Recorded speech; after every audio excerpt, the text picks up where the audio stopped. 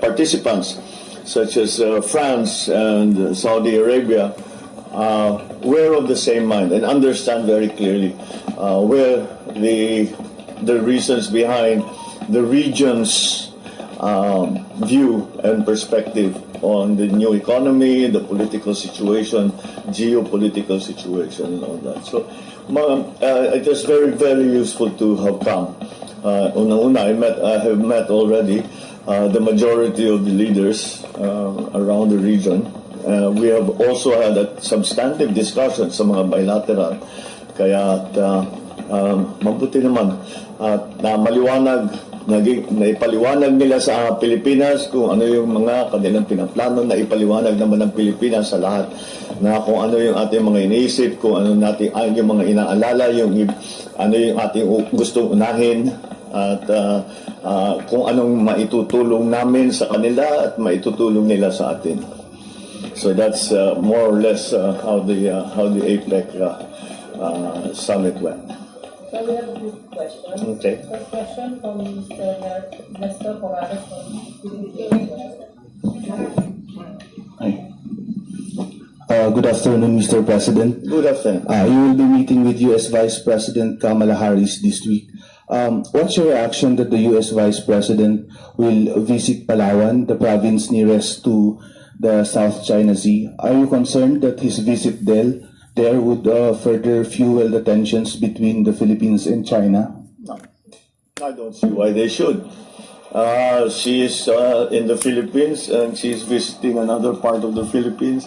And of course, it is the closest, our closest area to the South China Sea, but it's very clearly on Philippine territory, so I don't think I don't think it will cause problems. Just a quick follow-up, Mr. President. What issues will you raise during your meeting with the U.S. Vice President? Well, it's not necessarily issues to be raised, but really, I have always said that the relationship between the United States and the Philippines must continue to evolve. And it will be that. I will say, well, things have changed. What will the United States do in response? And what do they expect from their partners in the region? I think when it comes to the security and defense in Asia Pacific, it really has to be a joint response. I don't think a single country should. I don't think any single country should go it alone. I think we will do much better if we respond as a group, and I think the other countries agree. Thank you, Mr. President. Yeah. Ms. Shaila Francisco from TV5. Good afternoon, Mr. President. The 2022 Joint Declaration was just released a few minutes ago. It made mention of the impact of Russia's war in Ukraine. Particularly, it said most economies are condemning the war and that they demand the full withdrawal of Russia in Ukraine. I just like to ask, what was your position there? What issues did you raise? The Philippines' position has been made very clear in the UN votes, and wherein we talked about self-determination and peace. We continue to believe that, and for the Philippines. I kept reminding everyone that our national policy, our foreign policy is based on the national interest and peace, and that's our guide. And I think that people understand this very well. Yet the enemy to none, friend to all policy still applies.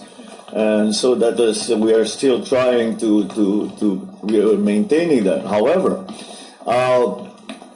peace is war rather is unacceptable, and we ask all parties involved. There were several speeches that I made. All of them included urging that peace be brought back to Ukraine, and that the confrontation be brought to the diplomatic space. Wala nang gulo at because the effect is not solely upon upon Ukraine or Russia. I think it's very clear, and it was made even clearer here in APEC how the effects have been so far-reaching and profound, and to the detriment of many economies and the food supply of everyone in the world.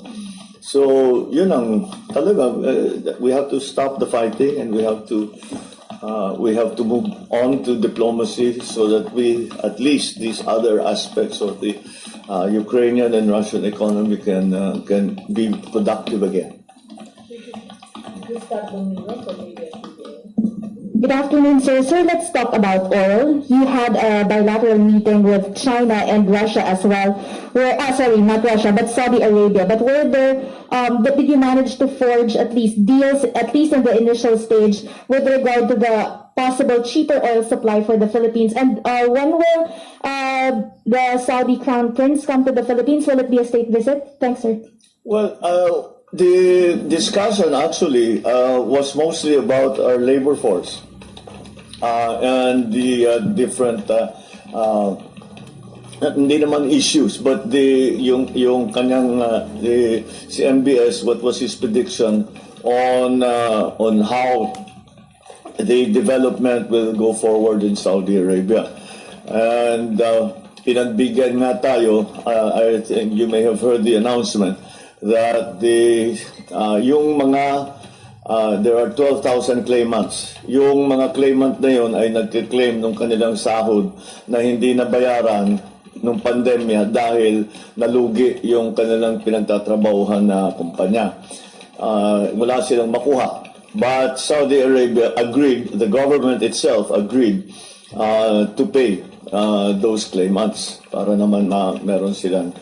So that was that was one of the first things we spoke about. But then the Crown Prince, Prime Minister, went on to talk about the plans of Saudi Arabia to expand its economy. And I went back, sinabi ko nga, after the 1973 oil crisis, the building boom of Saudi Arabia was the one that instigated the new surge of OFWs. And he immediately stopped me and he said, that's not a building boom. The one that's coming is the building boom. That's nothing compared to what we're going to do. So we will need more workers. And so that's another opportunity for us. We talked about oil a little bit. We talked about petroleum products, primarily fertilizer, but also oil. And in terms of the oil supply. So kailangan pa natin lakarin ito. I reminded the Prime Minister, the Crown Prince, that in the 70s, ako yung pinapadala nung aking ama na para makipag-negotiate sa Saudi Arabia nung panahon ng oil minister nila si Sheikh Saki Yamani. And nakilala ko at I would travel with him para na makakuha tayo ng concessions. So sa Saudi Arabia para sa Pilipinas. Sabi niya, well, we can discuss it again. So babalikan natin lahat yun. So there was not any, in terms of that, labor, may mga specifics talaga. Pero sa fuels, sa oil supply, we touched upon it, but we'll just have to pursue it further. Yung fertilizer mukhang mas madali. Baka meron tayong makuha sa kanya. I'm sorry? Yung his visit to the Philippines. Well, sinabi ko sa kanya na kailangan niyang makabisita. And he surprised us all. He says, yes, I have to, because my second mother comes from the Philippines. Meron siyang ganun. Ang opening nga niya, sabi niya, there is no Saudi Arabian who does not have a Filipino friend somewhere down the line. And I guess totoo yun dahil talagang we have been part, we have become part really of their society and workforce. Thank you. Good afternoon, Mr. President. The Chinese Foreign Ministry released a statement after your meeting with President Xi that the Philippines and China should reject acts of bullying in the region. What should be done to prevent bullying, especially in the South China Sea, and what to you constitutes acts of bullying? Well, I suppose maybe the term bullying is not exactly accurate, but I would characterize it as something different. I would say that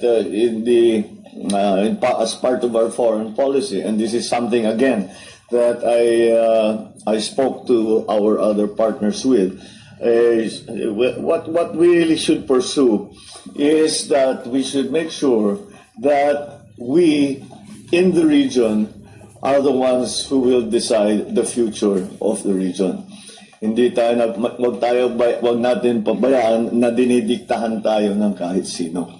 Maybe that's what the Chinese were referring to. But that's essentially that has always been my formulation. That's why it begins with being able to engage with everyone from either side of any conflict.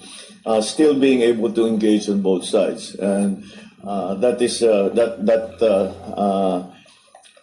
so that we can determine. That's why these meetings, these summits are so important, because we can come to a common position, and it is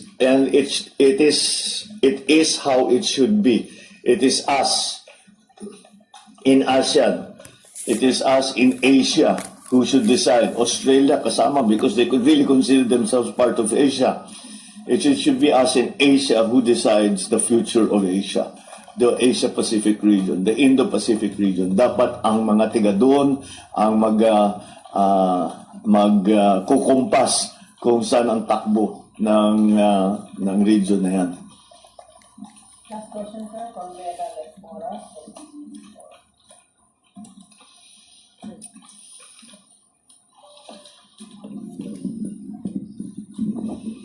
Hi, good afternoon, sir. Good afternoon. You've met several global leaders here in Bangkok, Thailand. Can we just have a rundown? What countries have invited you to visit their countries, and which invitation have you accepted? What countries have invited me? All. What countries will I accept? All.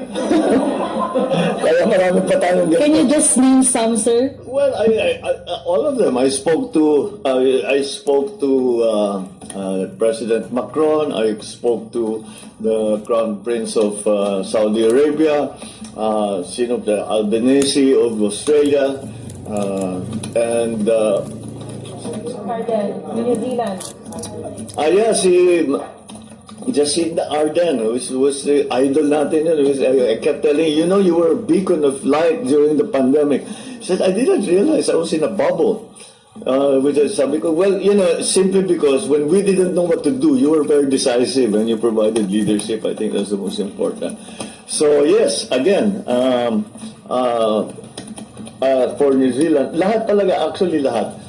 Even in the ASEAN, siyempre, Vietnam also, because we have so many connections already, at least on the private sector side, with Vietnam. So I'd like to go to them all at some point. Pero scheduling, I have to go back to Manila. Marami rin kaming kailangan ayusin at tapusin. Yeah. No, I mean, it's always very useful. Like, for example, it's really actually surprising. France, Canada, malalayo na ito. But they come, Russia, even United States, they come because it is well recognized that the Asia-Pacific region is still going to be the driver of the global economy, which starting already again, and as things calm down, the pandemic goes away. Hopefully the Ukraine conflict is at least brought to peace. Pag nangyari na yun, you will see that I'm confident when I say that this area will be the ones that will be the driving force. Dahil nahihirapan ang US to recover. The EU, the European countries are having very much difficulty with the situation with Russia. Even maybe the Middle East also. Kasi medyo matibay-tibay ang kanilang mga ekonomiya. So between the Middle East and the Asia Pacific, I think these will be the economic poles as we move forward. All right. Thank you. Maraming salamat. Thank you, sir. Thank you.